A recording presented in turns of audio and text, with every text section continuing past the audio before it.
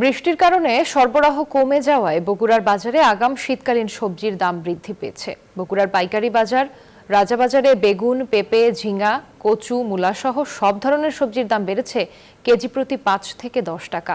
কাঁচামরিচের দাম হঠাৎ করেই বেড়েছে প্রতি কেজি ৪০ থেকে ৫০ টাকা পর্যন্ত। প্রতি কেজি পেঁয়াজ ১১০ থেকে ১২০ টাকা, কাঁচামরিচ ২২০ থেকে ২৫০ টাকা। খুচরা বাজারে বেগুন বিক্রি হচ্ছে ১০০ টাকা কেজিতে।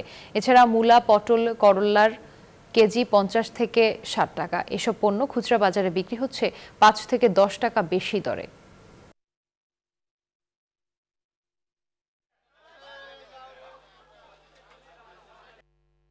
বৃষ্টি হচ্ছে, ওদ হচ্ছে, এই কারণে বেগুনের জড়াজড়ি নষ্ট হয়ে যাচ্ছে, গাছে ফল ধরতেছে না। কালকে মরিচ আমি ১৮০ টাকা কিনেছি, আর আজকে মরিচ আমি কিনছি ২৩০ টাকা। অন্য জিনিসপত্রের দাম বেশি। পটল গত সপ্তাহে ছিল ৩০ টাকা ৩৫ টাকা, আজকে ৫০ টাকা কেজি।